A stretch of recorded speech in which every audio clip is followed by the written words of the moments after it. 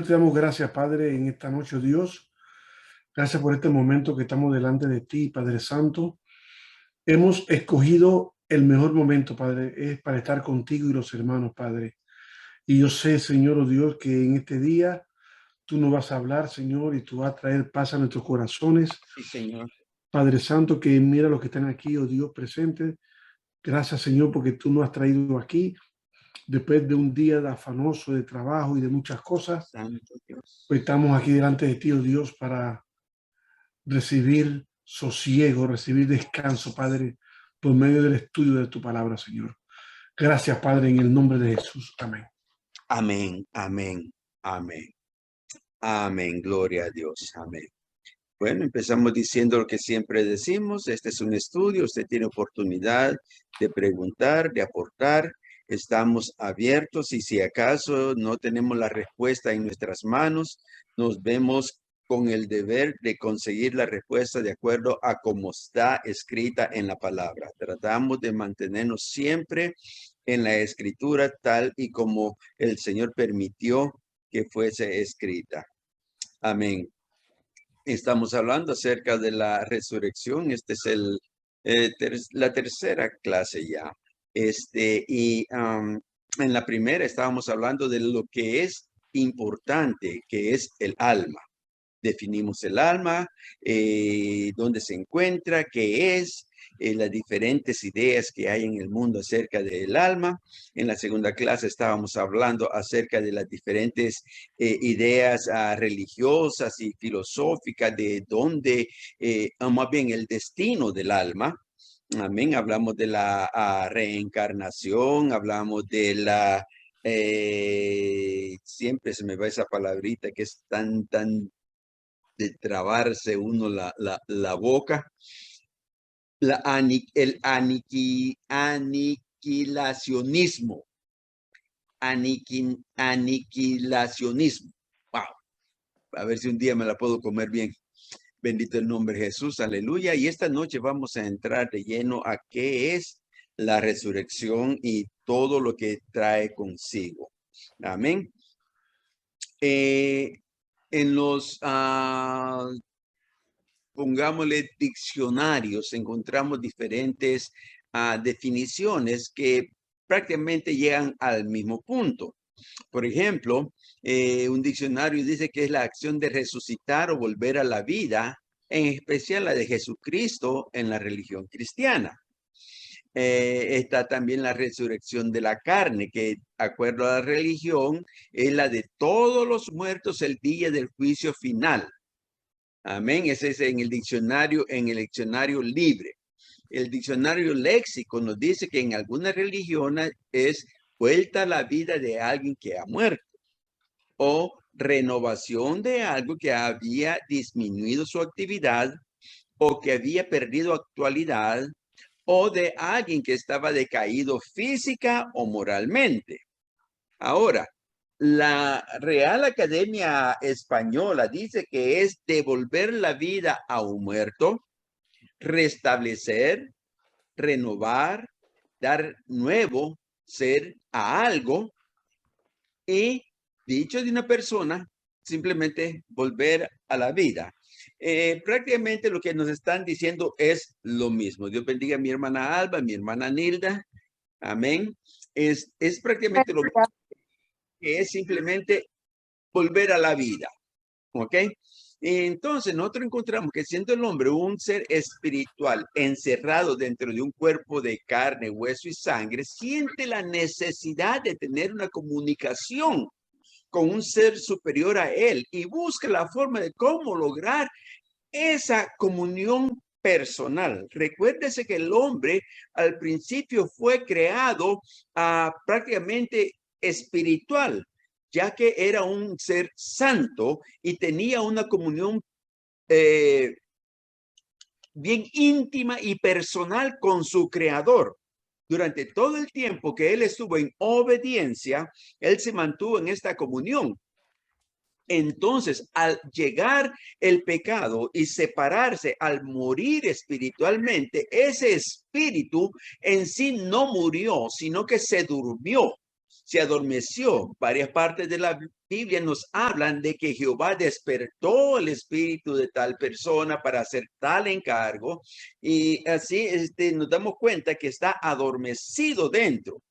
Si no estuviese adormecido, si estuviese muerto, no tendría ningún sentimiento, no tendría ninguna acción, no tendría ninguna capacidad de hacer algo. Sin embargo, este espíritu que la palabra dice que es lámpara de Jehová en el hombre, es lo que humanamente conocemos como la conciencia. Esta conciencia es la que trata de dirigirnos a nosotros hacia el camino correcto, y el camino correcto que depende que quiere acercarlo más a Dios. Y por eso encontramos al hombre que anda buscando siempre una forma de cómo encontrar este Dios. Y aquí es donde entran todas las religiones, todas las sectas, todas las filosofías, porque el hombre tiene una necesidad grande. El espíritu del hombre tiene la necesidad grande de encontrar a su creador, y esa necesidad se le impulsa al alma, y el alma trata en alguna forma de compensar esa necesidad, y viene la carne y comienza a hacer los desastres que solamente ella sabe hacer, y ahí es donde comienza el problema del hombre. Ahora, sabiendo esto, que el hombre es una persona espiritual que fue creado para vivir eternamente. El hombre fue creado para vivir eternamente. El problema fue que no comió del árbol de vida, sino que comió del árbol que no se le fue permitido. Entonces, así es como el hombre crea todo ese sistema de pensamiento filosófico y religiosos con sus metodologías y sistemas de culto, con la mira de lograr una unificación con su creador. Cada una de estas religiones crea su sistema de recompensa y de castigo de acuerdo con sus ideologías sobre el bien y el mal. Así tenemos las diferentes ideas sobre la muerte y lo que sucede después de ellas. Ahora, la palabra en hebreo que se usa para resucitar es la palabra haya. Haya, ¿ok? Que traducido es simplemente volver a vivir. En griego es la palabra anistemi, que también se traduce levantarse de. Puede ser de levantarse de la cama, levantarse de la silla, aunque se dirige más a levantarse de la muerte. Entonces, cuando encontramos esto, nosotros nos ponemos a averiguar dentro de la Biblia y comenzamos a pensar cuántas resurrecciones existen dentro de la Biblia. A ver si usted sabe cuántas resurrecciones o me puede mencionar alguna resurrección en el Antiguo Testamento. ¿Alguna religión, alguna idea, algo? Bueno, hay una resurrección que está en Daniel, capítulo 12, yo creo, que es la resurrección de los últimos días del pueblo de Israel. Ahí hay un poquito de controversia, por ahí se habla de una resurrección en Daniel, Yeah. que el pueblo va a resucitar en el milenio. Esa es una de ellas. Eso es lo que vamos a averiguar, a ver en dónde se va a llevar a cabo esa resurrección, ¿ok?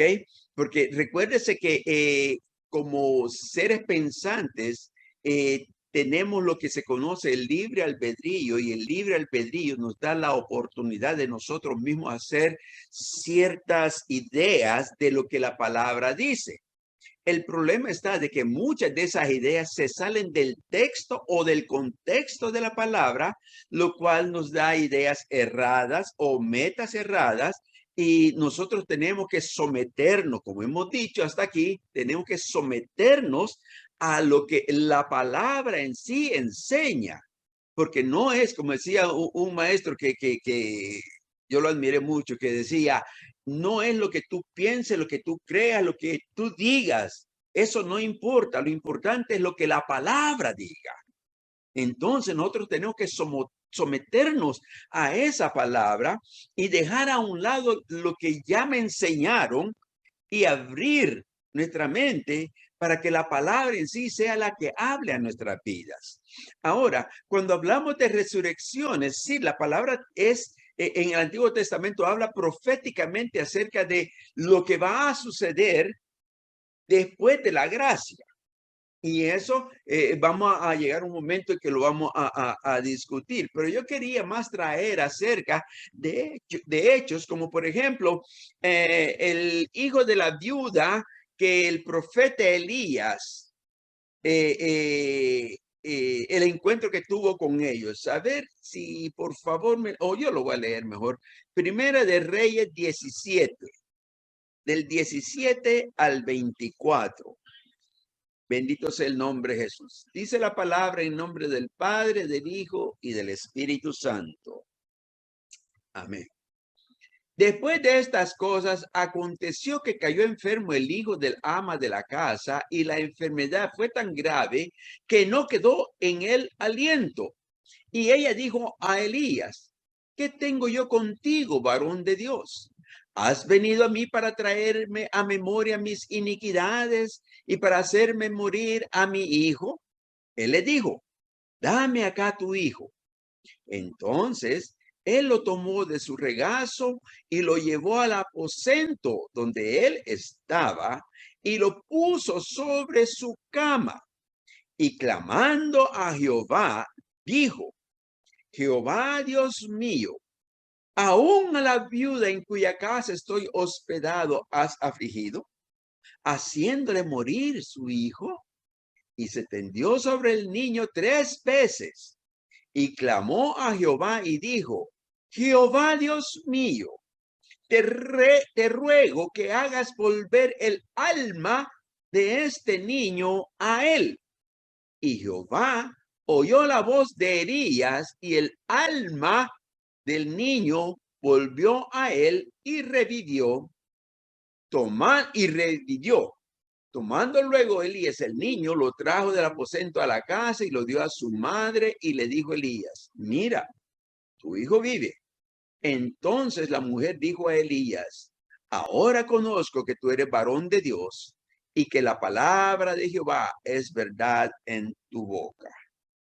Ese niño volvió a la vida, y este es uno de los versículos que nosotros tenemos base para poder atacar aquellas sectas que nos dicen de que no hay tal cosa como una trinidad del hombre, que solo somos alma y espíritu, que el alma está constituida de la carne y nada más. Aquí nos dice que el alma entró dentro del cuerpo del niño. Porque si el alma fuera la misma carne, ¿cómo podría volver a entrar dentro del cuerpo del niño? Este es uno de los versículos claves. Pero el punto está, este niño volvió a revivir, o sea, recobró su aliento de vida. Ahora, nosotros encontramos dentro de la palabra de que hay varias de estas resurrecciones. Está este niño, está el niño de la Sulamita, ya con el profeta Eliseo, está el hombre que cuando lo llevaban a enterrar y cayó su cuerpo encima de los huesos de Eliseo, se levantó nuevamente. Está el hijo de la viuda de Naín, está también la hija de Jairo, está también a Lázaro, que es bien conocido, está también Dorcas, la que el apóstol Pablo fue usado para que volviera a la vida. Y también tenemos ¿cómo se llama este muchacho? Se me fue el nombre de él ahora. Eutico, que el apóstol Pablo lo levantó después que él cayó de alto mientras él estaba predicando. El asunto está, si estas son resurrecciones verdaderamente, entonces, ¿por qué la Biblia dice de que Jesucristo es el primogénito de la resurrección? al ser primogénito, está hablando, uno, de que es el principal y dos, que es el primero. ¿Cómo podría yo manejar este asunto? Vamos a ver, mi hermana Annie, Dios le bendiga. Dios lo bendiga, pastor. Amén. ¿Cómo usted podría tomar este punto? El punto de que, ¿por qué dice que el Señor fue primero en resurrección? Ajá, y hay otras resurrecciones antes que él, porque hay varias en el Antiguo Testamento. Bueno, yo diría que sí está correcto considerar que Él es el primero en resucitar, porque los otros Él los levantó de la muerte, pero ellos volvieron a morir. Y el Señor Jesús resucitó y Él no murió, Él subió al cielo y está en gloria. Entonces las otras personas yo llamo que no fueron resurrecciones, fueron diríamos como una sanidad que Él los levantó de los muertos, pero ellos volvieron a morir. Yo no lo considero que fue una resurrección, sino un levantamiento, se puede decir, de la muerte. Se puede tomar esa palabra de levantamiento. Aunque se ha tomado el punto, y gracias por esa aportación tremenda, aunque se ha tomado el punto de llamarlo resurrección parcial, y otros le han llamado a restauración de vida. Yo me inclino más a la palabra restauración, porque restauración es volver a poner algo que estaba dañado, volver a ponerlo nuevo. En este caso es la vida de estas personas y había terminado, pero el Señor en su misericordia los vuelve a traer a la vida, pero como trae a nota mi hermana Annie, estas personas definitivamente volvieron a morir, porque de ellos no dicen nada más la palabra. Pero sabiendo de que el hombre tiene que morir humanamente, físicamente, entonces todos estos volvieron a morir y ahora sí no volvieron a levantarse. Ahora, si nosotros tenemos ese punto, nos ponemos a pensar entonces, ¿por qué? ¿Cuál es la diferencia en sí que hay de que haya personas como estas que hayan sido vueltas a la vida? Amén. Cuando vemos la palabra, nos damos cuenta de que Jesús es el primogénito, como trajo mi hermana Annie, porque él cuando se levantó, no se levantó ya con un cuerpo normal, con un cuerpo mortal, sino que con un cuerpo glorificado. ¿Ok? Y él fue el primero de todos que todavía sigue vivo. Él ya no volvió a morir. La muerte ya no tiene efecto en él. De ninguno de los anteriores se dice eso.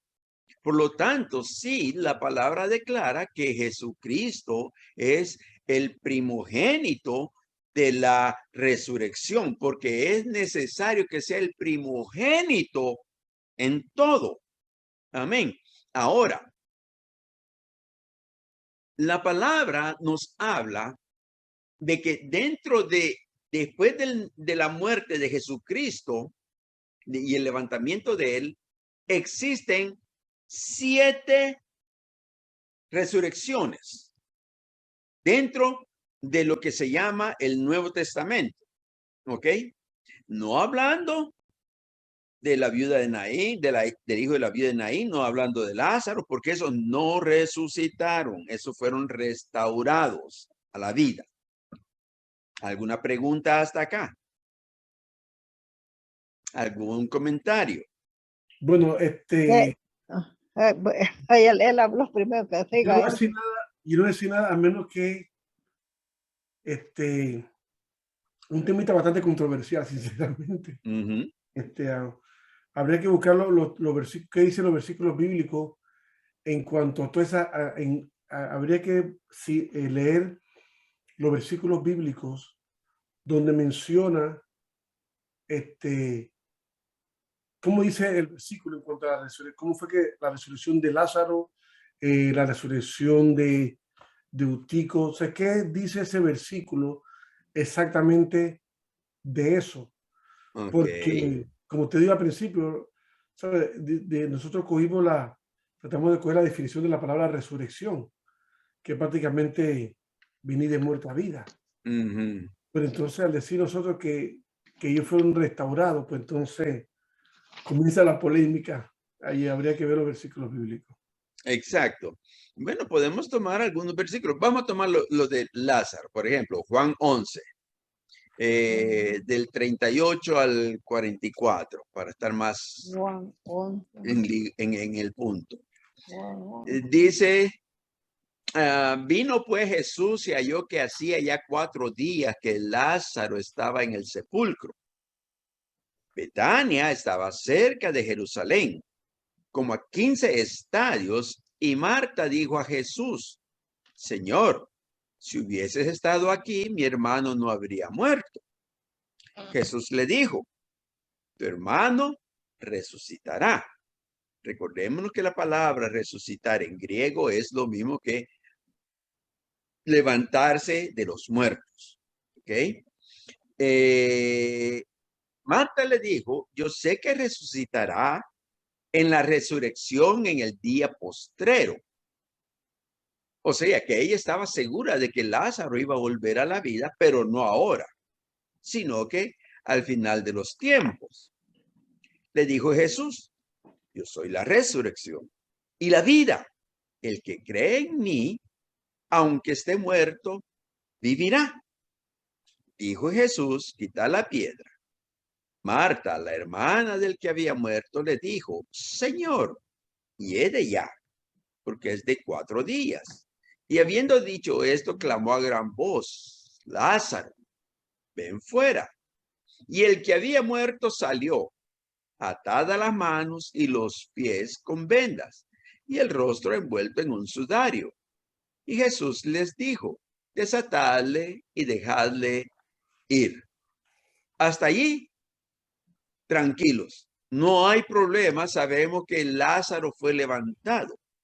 Más adelante, la palabra nos dice que los judíos estaban acechando a Lázaro porque muchos se volvían a Jesús y lo buscaban para matarlo. Ahí es donde está el problema. ¿Matarían a Lázaro en aquel tiempo? ¿O él llegaría a cierta vida? Entonces, la polémica en sí, como dice mi hermano Humberto, está en el sentido que le damos a la palabra. La palabra en sí es levantarse de los muertos. Pero venimos al punto de que son muchos los puntos de que se levantaron de los muertos, pero ninguno se quedó con vida. A ninguno la palabra le da ese punto. Y si le diera ese punto, tendría el problema de que entonces no sería Jesús el primogénito de la resurrección, aparte de que sería el principal de ella. Porque aún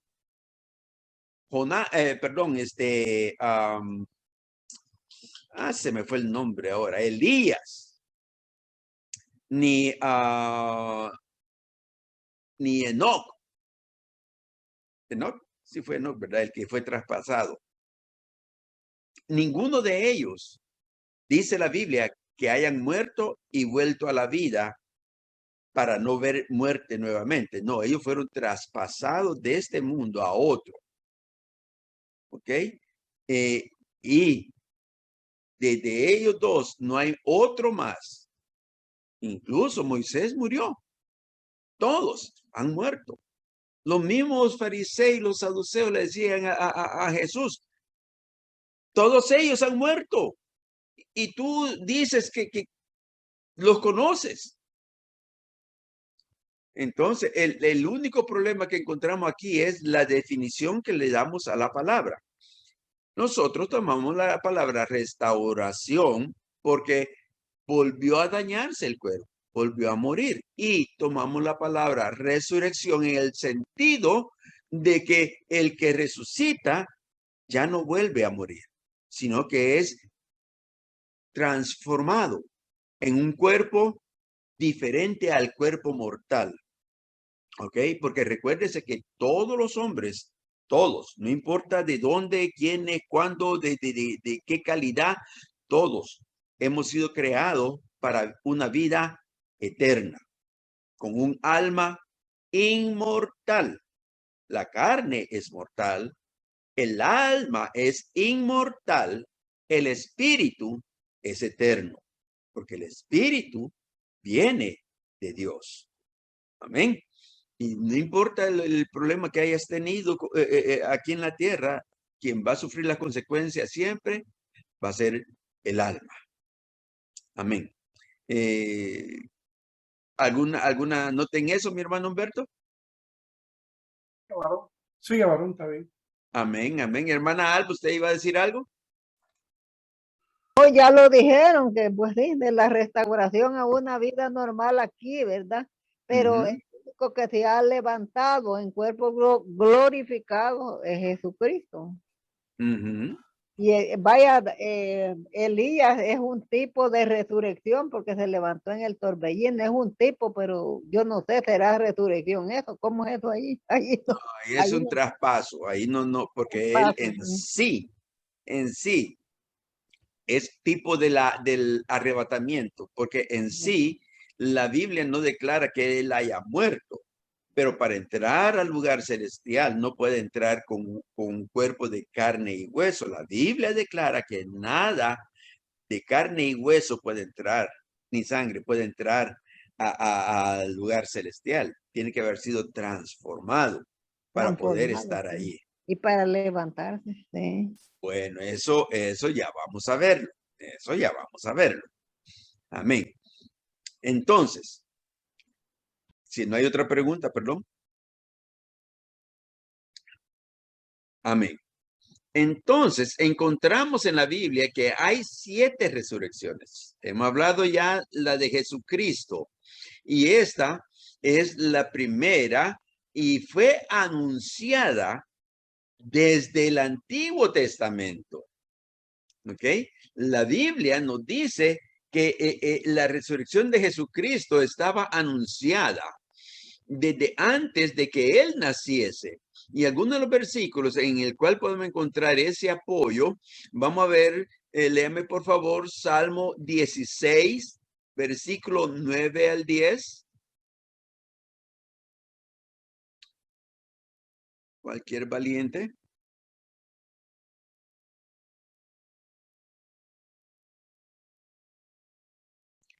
Salmo 16, versículos 9 y 10. Amén, pastor. Amén, mi hermana. Dice la palabra en nombre del Padre, Hijo, Espíritu Santo. Amén. Se alegró por tanto mi corazón y se gozó mi alma. Mi carne también reposará confiadamente, porque no dejarás mi alma en el Seol, ni permitirás que tu santo vea corrupción. Amén. Amén. Ese es uno de los versículos proféticos en los Salmos, varios años atrás, antes del nacimiento de Jesús. Y él estaba diciendo de que esta persona, él se ponía en sí como la persona que iba a suceder, mas sabemos que David no murió para este tiempo, sino que estaba aclarando de que iba a suceder algo importante. ¿Y que era esa? Era eso de que él iba a reposar confiadamente, que él confiaba completamente en lo que Dios le había hablado y sabía de que él no iba a dejar el cuerpo en la tumba. El Seol es la tumba, ¿ok? No el infierno, es la tumba. Y que no le iba a permitir que el cuerpo se corrompiera. Un cuerpo humano para corromperse, para comenzar a descomponerse, necesita mínimo 3 días. Ya en el cuarto, como le dijo Marta a Jesús, comienza a oler mal. ¿Ok? Entonces aquí está diciendo él que el cuerpo de él no iba a corromperse y que no iba a pasar en la tumba, no iba a quedarse allí. Vamos a ver qué dice el Salmo 49, 9.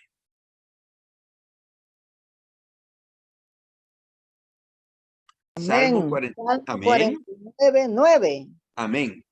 Gloria a Jesús, santo, santo. Dice así la palabra de Dios en el nombre del Padre, Hijo y Espíritu Santo, para que viva en adelante para siempre y nunca vea corrupción. Amén. Amén. Wow.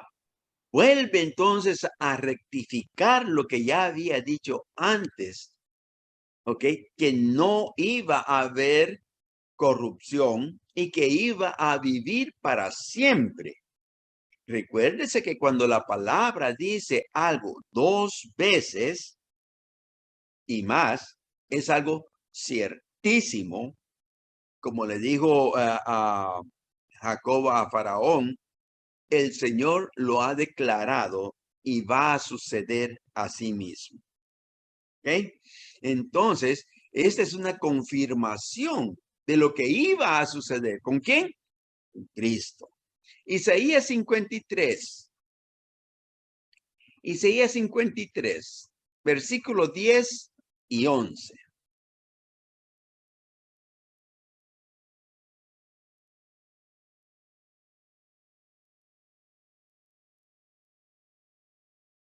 Cincuenta y tres, 10 y 11. Cualquier valiente. Bendito Jehová.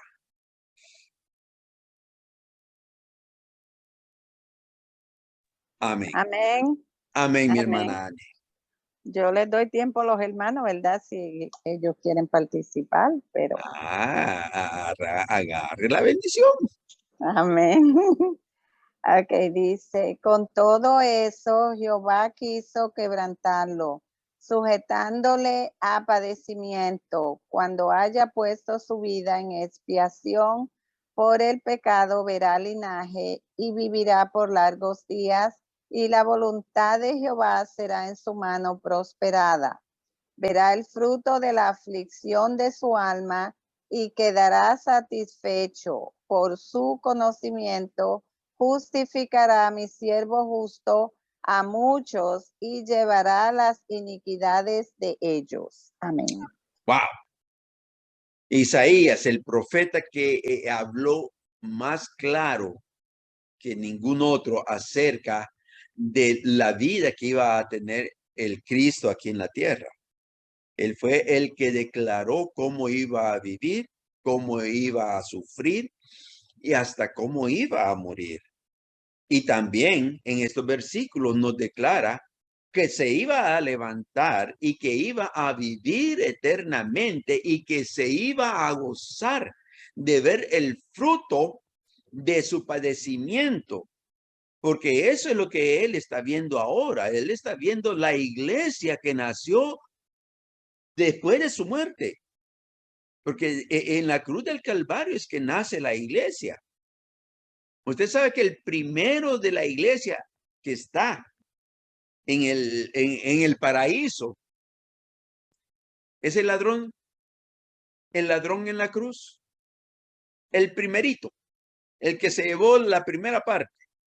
Y de ahí toda la iglesia que ha venido, el Señor se regocija al ver cómo su sacrificio no fue en vano, sino que hay un pueblo que trata de servirle lo mejor posible para poder encontrarse con él pronto.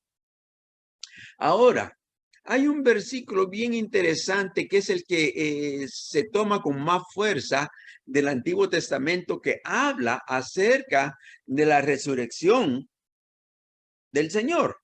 Y es Job 19:25.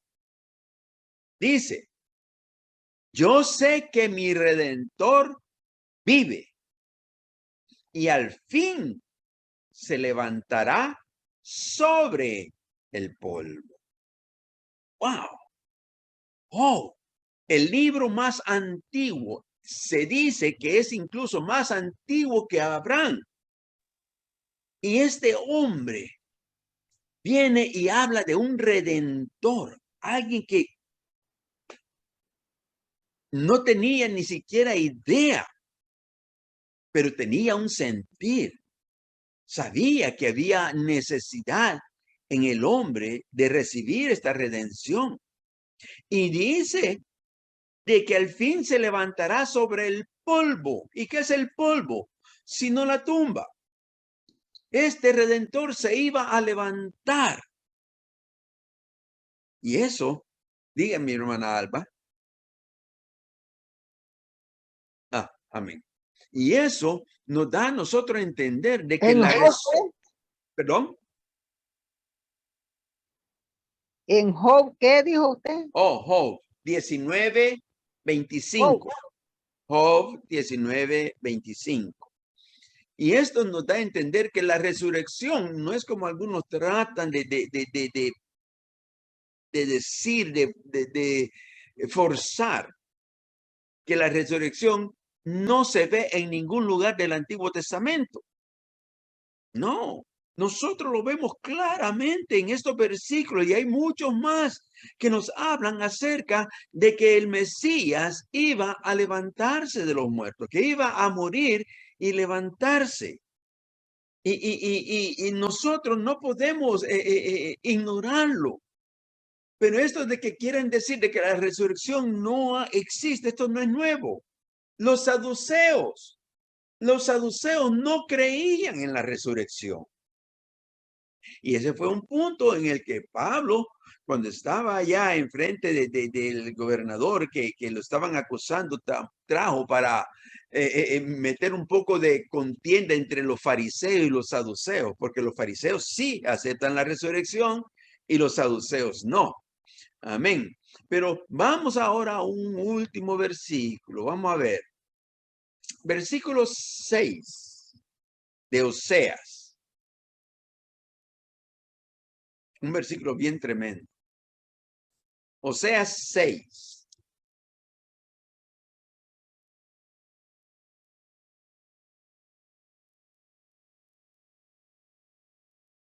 El versículo, perdón, sí, el versículo 2. Oseas 6, versículo 2. Amén. Amén, mi hermana Ani. Dice, nos dará vida después de 2 días. En el tercer día nos resucitará y viviremos delante de él. Amén. Wow. Más claro, aunque él está hablando en una forma plural, está hablando del acontecimiento que iba a suceder. Y es de que iba a estar 2 días.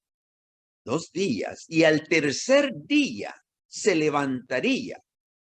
Y al levantarse de los muertos, nos daría a nosotros esa promesa de la vida eterna, que es por la cual nosotros tratamos de vivir una vida agradable a su presencia. Hermana Nilda, dígame, sierva.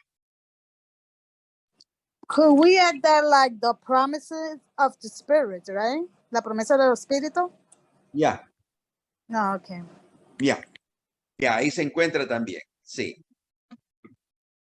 Pero en este punto, Oseas nos está declarando de que no hay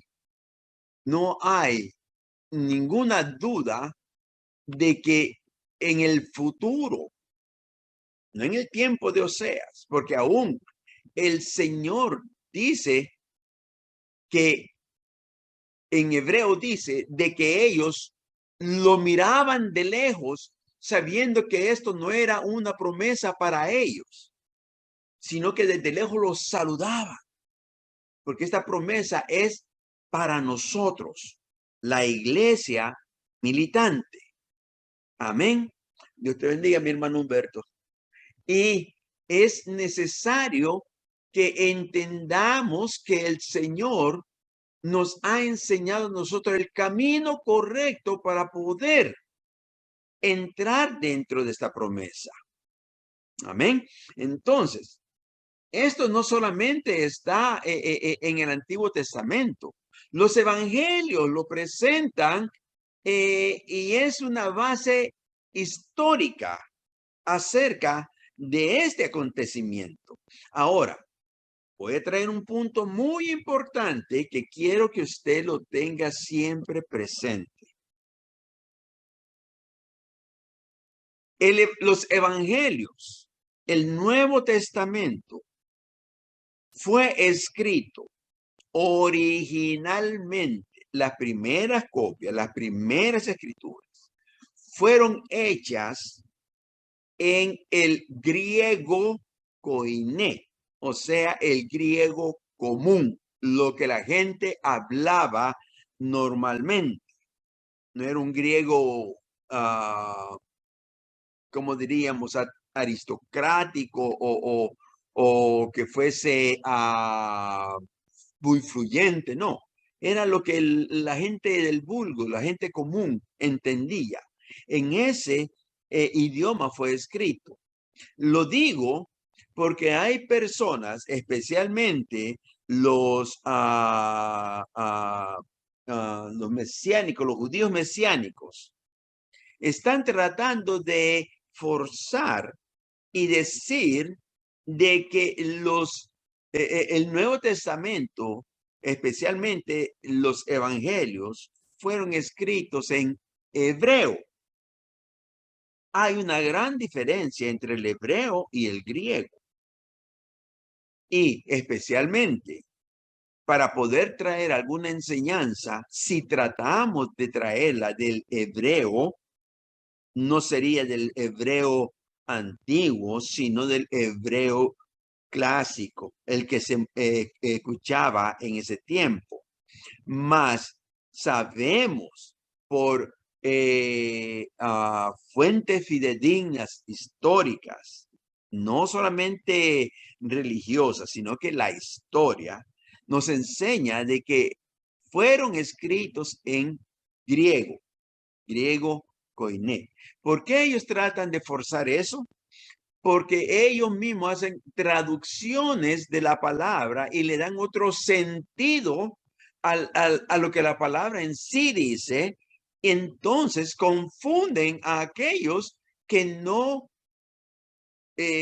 atienden a lo que la Biblia en sí declara o de cómo es que la Biblia fue formada. ¿Ok? Como hay algunos que dicen de que el Nuevo Testamento ha sido influenciado por la Iglesia Católica. Es cierto, la Iglesia Católica es la que recopiló todos los libros y la que el Señor usó para que se formase el canon, o sea, los libros que iban a ser integrados dentro de la Biblia, pero sus enseñanzas, las enseñanzas de la Biblia, las que están ahí adentro verdaderamente, no fueron cambiadas en ninguna forma. Si no, nosotros tendríamos que encontrar o encontraríamos versículos que hablen de María como la diosa del cielo o que hay que adorar a los santos. Pero en la Biblia usted no encuentra nada de eso. Al contrario, lo refuta. Está en contra de todas esas cosas, incluso en contra de la misma Iglesia Católica. Así que la Biblia, el Nuevo Testamento no ha sido influenciado, perdón, en ninguna forma por ninguna religión. Hay religiones que han, hay sectas que han deformado la palabra y la han escrito en diferentes sentidos. Tenemos, por ejemplo, el libro de los mormones. Tenemos la Biblia católica, que tiene más libros de lo que la Biblia regular tiene. Tenemos el libro de los testigos de Jehová. Y así, muchos libros que ellos han deformado, tratando de decir de que la Biblia soporta sus ideas. Y cuando nosotros nos vemos a buscar y comparar, nos damos cuenta de que aunque traten de deformarla, la verdad no la pueden cambiar.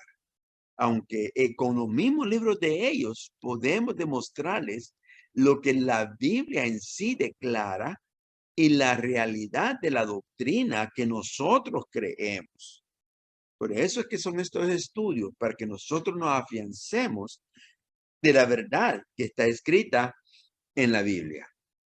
Ahora, la resurrección de Jesucristo, como estaba diciendo, se encuentra plasmada históricamente en los 4 evangelios. Por ejemplo, Mateo 28, del 5 al 7, nos habla acerca de cuando las mujeres fueron a buscar el cuerpo de Jesús y el ángel le dijo, no temáis vosotras, porque yo sé que buscáis a Jesús, el que fue crucificado. No está aquí, pues ha resucitado, como dijo. Y les digo, venid, ve el lugar donde fue puesto el Señor. Eso es entonces que da una afirmación de que este libro históricamente declara de que sí, Jesucristo resucitó. Y esto lo encontramos en Marcos, lo encontramos en Lucas, lo encontramos en Juan.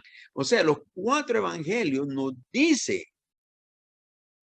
históricamente que Jesús murió y resucitó. A tal punto de que incluso los sacerdotes tenían miedo de que esto sucediera y le dijeron a Pilato que pusiese una guardia para que sus seguidores no fuesen a robar el cuerpo de Jesús. Entonces dijesen de que había resucitado sin que esto hubiese sucedido. Y ustedes saben de que Pilato mandó la guardia y que estando ellos allá, la piedra fue removida y el Señor resucitó. Nada podía detener al Señor. Nada, nada, nada. Y eso es historia. No solamente teología, es historia. Amén. Entonces, uno de los puntos que nos trae hasta acá es pensar si los hombres de aquel tiempo, la iglesia de aquel tiempo, verdaderamente vieron, porque dice la Biblia que hubieron más de 500 testigos que vieron a Jesucristo, que se había levantado de los muertos. Y les enseñaba, porque recuerden que a Tomás le enseñó las manos y le dijo que viera el costado donde habían puesto la lanza. Y no es como dicen los testigos de Jehová, que el Señor no fue muerto en una cruz, sino que fue en una estaca. Si fuese en una estaca, tendría que haber sido en una posición donde las 2 manos estarían juntas y haberle traspasado allí con un clavo.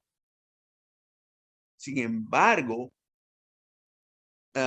Tomás dijo, hasta que yo no vea la huella de los clavos en sus manos. Ahí nos da a entender de que fue más de un clavo. Y si fue más de un clavo, no pudo haber sido en una estaca. Tiene que haber sido en una cruz. Amén. Pregunta. ¿Alguna aportación?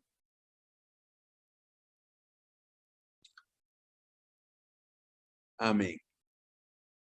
Pero no solamente los libros, los evangelios nos hablan de la resurrección como un hecho histórico, sino que sabemos que la resurrección es la base principal de nuestra fe.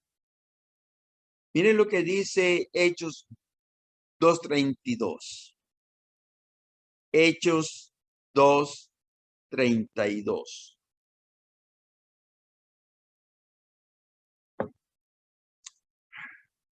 Amén. Hechos Amén. 22. Aleluya. Gloria al Padre, gloria al Hijo y gloria al Espíritu Santo. Hechos 2:32. Aleluya. Dice así la palabra de Dios. A este Jesús resucitó Dios de lo cual todos nosotros somos testigos. Amén. Wow. Wow. ¿Y cuántos eran esos testigos que estaban hablando ahí? Eran como 120 que estaban en el aposento alto. Y Pedro les dijo a la multitud que se había agrupado de que ellos habían sido testigos de que Jesús había sido resucitado. Entonces, si hay tantos testigos, de acuerdo a la palabra, es con uno o dos testigos. Mas aquí habían casi 120 o más de 120, porque la palabra no da un número específico, dice como 120. ¿Ok? Así que este es un versículo que nos da fuerza para saber de que si hubiera un testigo, verdaderamente Jesucristo resucitó de los muertos. Romanos 4:25, por favor.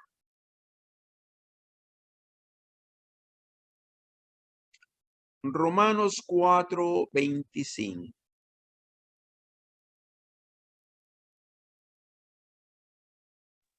Amén. Amén. Léalo, hermano. Coge, Albita, léalo usted. Vaya, gracias, pues. Romanos 4:25 dice, ¿verdad, hermano? Amén. Dice así la palabra de Dios, el cual fue entregado por nuestras transgresiones y resucitado para nuestra justificación. Amén. Amén. Nos está diciendo ahí Pablo de que la resurrección es necesaria, no solamente como un acto religioso, no solamente como algo que tenía que suceder, sino que es porque a través de ella es que nosotros somos justificados. A través de ella somos perdonados. Porque si no hubiese existido la redención, si no hubiese sido hecha este sacrificio, mire lo que dice 1 Corintios 15:13. Primera de Corintios 15:13.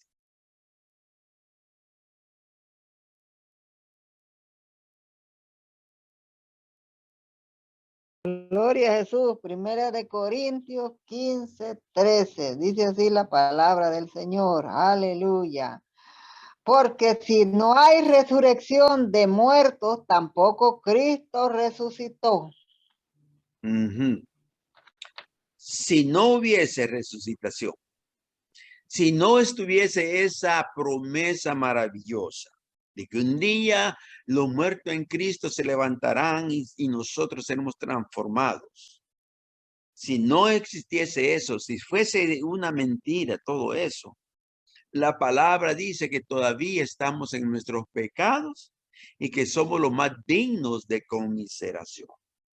O sea, que estamos viviendo una vida falsa, que no hay verdaderamente una razón para vivir lo que estamos viviendo. Aún los animales tendrían mejor vida que nosotros. Diga mi hermana Ani. Amén, pastor, que me llamó aquí la atención, la hermana leyó el 13, el 14, lo que dice, Y si Cristo no resucitó, vana es entonces nuestra predicación. Vana es también vuestra fe. Wow. Ajá. O sea que no estamos haciendo nada más que perdiendo el tiempo, viviendo una vida de sueños. Si Cristo no resucitó, más nosotros tenemos la plena confianza, la certeza, tenemos una seguridad grande de que Él resucitó no solamente por aquel grupo de personas que fueron testigos de Él cuando Él fue levantado hacia los cielos, sino también porque aún en este tiempo la tumba está vacía. Y eso, aparte de que cuando Él está en medio del pueblo y deja sentir su presencia, no hay mejor explicación que decir que Él resucitó. Si Él nos transformó, si Él me transformó de la vida que yo tenía, definitivamente Él ha resucitado. Y ahora nuestra vida está escondida en Dios. Amén. Primera de Pedro. Bendito el Dios y Padre de nuestro Señor Jesucristo. Primera de Pedro 1:3. Que según su grande misericordia nos hizo renacer para una esperanza viva por la resurrección de Jesucristo de los muertos. Indudablemente, la doctrina de la resurrección de Cristo es una doctrina de importancia central sobre la que descansa toda la fe y esperanza del cristiano. En consideración de los hechos que apoyan la conclusión de que hay más de una resurrección, es importante notar que todos deben estar de acuerdo en que la resurrección de Cristo es un acontecimiento distinto y que ya ha ocurrido. Amén. O sea que en pocas palabras estamos hablando de ese evento que es la razón por la cual nosotros estamos aquí, tratando de conocer mejor lo que es la vida del cristiano. Amén. Vamos a estar hablando después de las otras 6 resurrecciones. Se las voy a nombrar nada más para que vaya tomando un poquito el hilo. La segunda resurrección es la resurrección de los justos. Luego está la resurrección de la iglesia. Luego está la resurrección de los testigos. Luego la resurrección de los santos de la tribulación. Después la resurrección de los santos del milenio. Y por último está la resurrección del trono blanco. O sea que no es solamente decir que todos vamos a resucitar en aquel día. No. Hay varias resurrecciones y cada una tiene su enseñanza. Dentro de la misma palabra nos enseña cuándo sucedió o cuándo va a suceder. Lo que nosotros tenemos que tener pendiente es que nuestra resurrección está cercana y que nosotros tenemos que vivir de acuerdo a como la palabra enseña para así ser hallados dignos de encontrarnos ante su presencia. Amén. ¿Pregunta? ¿Alguna idea? ¿Alguna aportación? Amén. Amén. Entonces vamos a quedarnos hasta acá y vamos a seguir el próximo lunes. Esperamos que el Señor haya bendecido sus vidas y que ustedes puedan seguir estudiando estos puntos para que así podamos encontrar más de cerca la verdad y así ser verdaderos testigos de Jesucristo. Amén. Vamos a pedir a mi hermana María se fue. Amén. Mi hermana Ani, llévenos en oración para terminar este servicio. Amén, pastor. Heavenly Father, Señor, gracias te damos, Padre, por esta noche que tú nos permitiste reunir aquí, Señor, con los hermanos, Padre, estudiar de la palabra, Señor amado, oh, que es tan importante, Señor. Bendice nuestro maestro, Padre Pastor Hernández, bendice, Señor, su esposa, a sus hijos, sus nietos, toda su familia, Padre. Síguele dando esa sabiduría y ese conocimiento, Padre, que tú le has dado a él, Padre, esa gracia, Señor, y esa disposición para enseñar, Padre, y compartir lo que tú le has dado a él, Padre Santo. Dale salud, dale mucha fortaleza,